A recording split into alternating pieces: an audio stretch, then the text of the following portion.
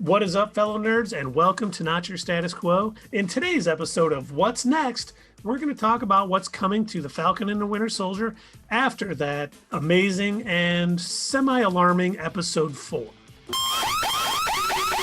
Before we go any further, there will be spoilers for episode 4 of the Falcon and the Winter Soldier, so if you haven't seen it, go watch it, come back when you're done, we'll wait.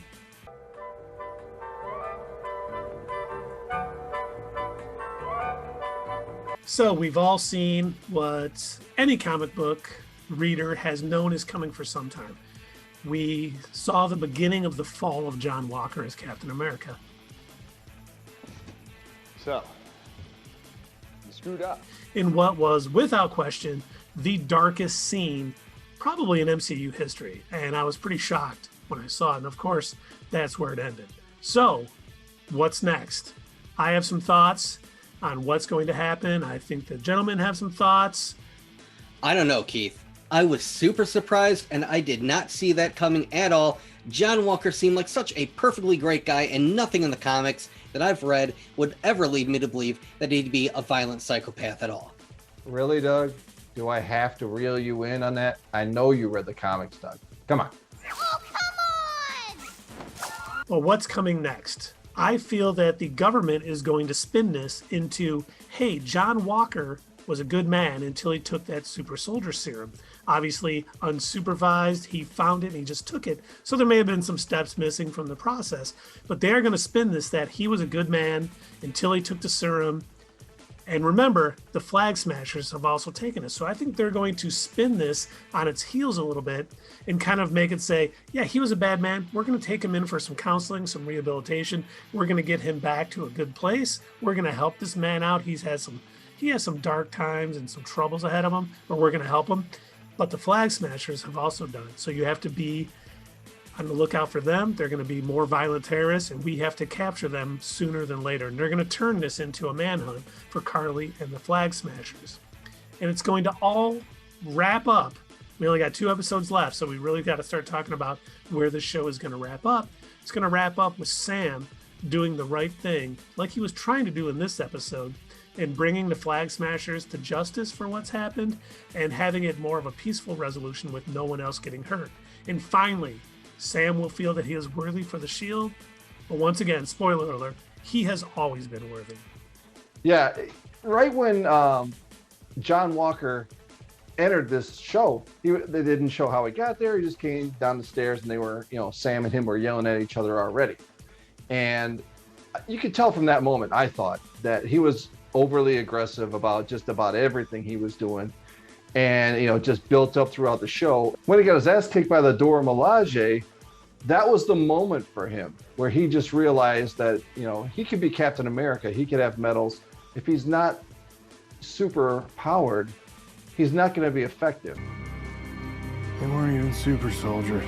That's what he thinks. So obviously when he found that vial, spoiler alert, and he injected it, we know when he injected it because that's when he threw the shield and it stuck in the wall. But that's what it did. It took his anger off the charts, especially when Battlestar met his end. So this is, he was never worthy from the start. You're not worthy. And this just proved it. And a whole world, as the title of the show, the whole world was watching. The serum amplifies everything that is inside. So good becomes great. Bad becomes worse. So you say that he injected it, Dave, but I don't know. This John Walker character kind of seems more like if you know what I mean. I think maybe that super soldier serum went in a different way. Yes! I like it. I didn't see a powdered version, but I don't know, maybe he could drink it. Who knows? But another question I have is that when Zemo escaped, what is he going to do? Is he going to come back to the show? Are they going to capture him? Is he going to come out in some way? I think that this is the start of the Thunderbolts. It obviously can't be the Masters of Evil. Whatever team he's putting together, he's going to go put it together right now. I don't think they're going to cross paths the rest of the show. I think it's a setup for future events. What do you guys think? That is a great theory, and I've been kind of hoping that we do get the Thunderbolts in some form or another, but I don't think they're going to actually call it that.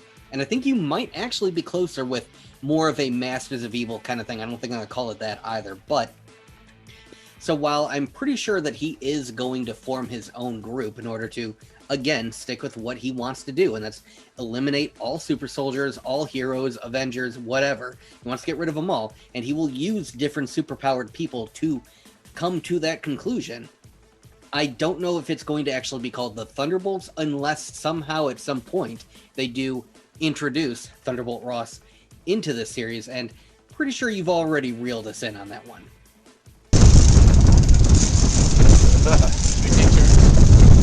I have. You're right. Well, it's going to be some kind of team he's putting together. Let's just say that. He's going to know some other people who don't appreciate other superpowered humans, and he's going to put together a team. What it's called, we don't know. You son of a bitch. I'm in. You son of a bitch. I'm in. And remember, one of my favorite catchphrases in the comics, you know, Thunderbolt Ross didn't have anything to do with the original Thunderbolts. That was all Zemos' plan.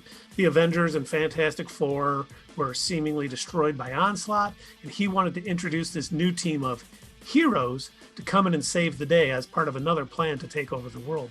So he definitely could put together, you know, this team and call them the Thunderbolts. Is he going to recruit villains from other MCU projects like Ghost, the Abomination, and things like that? I could definitely see that happening, but this Zemo is so much different than his comic counterpart, where he doesn't want anyone having superpowers, but will he use them because the ends justify the means? Very Machiavellian. And we saw him reading that book in his cell when Bucky came and helped break him out. And, you know, another thing that happened in this show, I wonder if we're going to see anything more down the line. So I can't make what's next because I don't actually have a prediction, but what is going to happen that the Wakandans can turn off Bucky's arm. He didn't know they could do that. So yet another person is still in control of Bucky. Will he ever be able to control his whole body and his whole intent by himself? Or is somebody going to shut him down if they don't like what he's doing? I don't know. I'm a little scared for Bucky in that situation.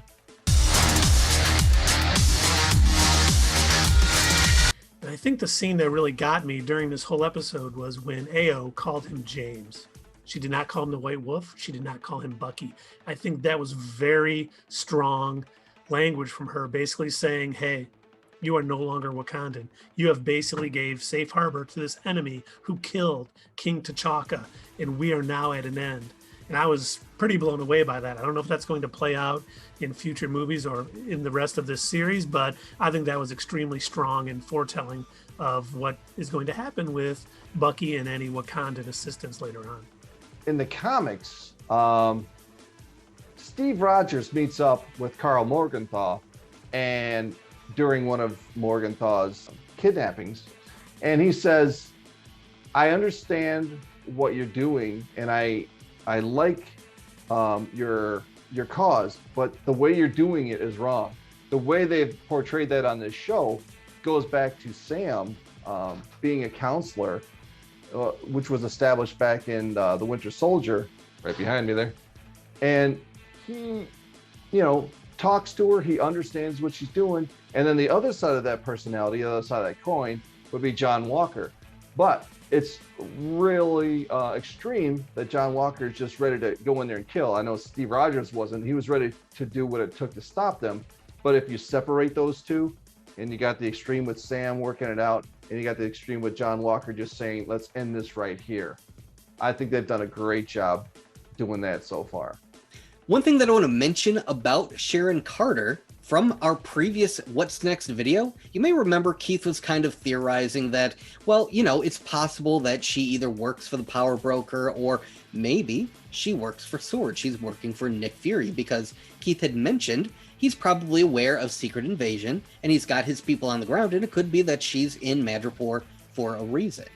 I want to zero in on that, and I kind of want to say that I'm pretty sure that that is even more correct now, because in this last episode, Sharon was able to get a hold of satellite imagery and data that she otherwise should not have been able to get if she was a free agent.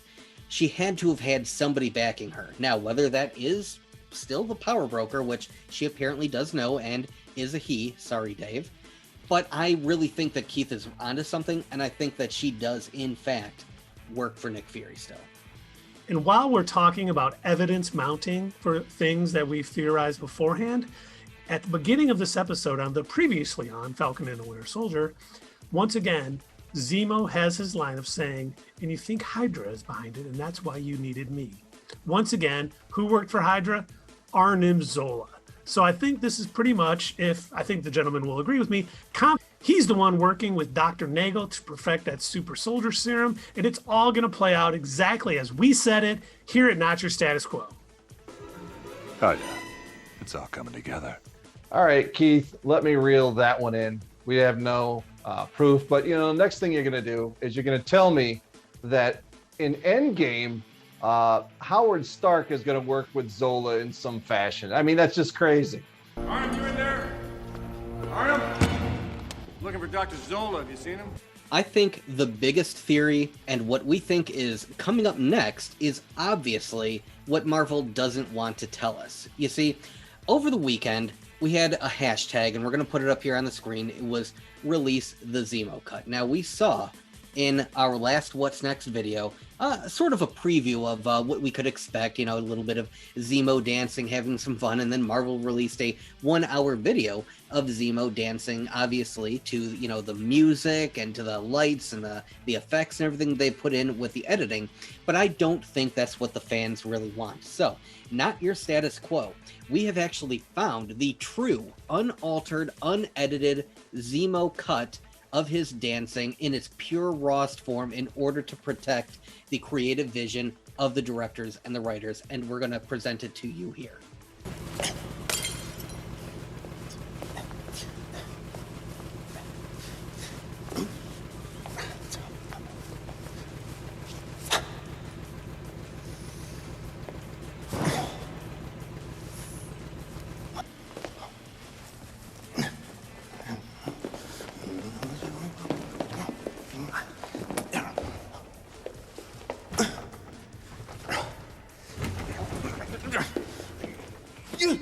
That's what we think is next, but what does everyone else think? Leave it down in the comments below, and we'll see you next time at Not Your Status Quo.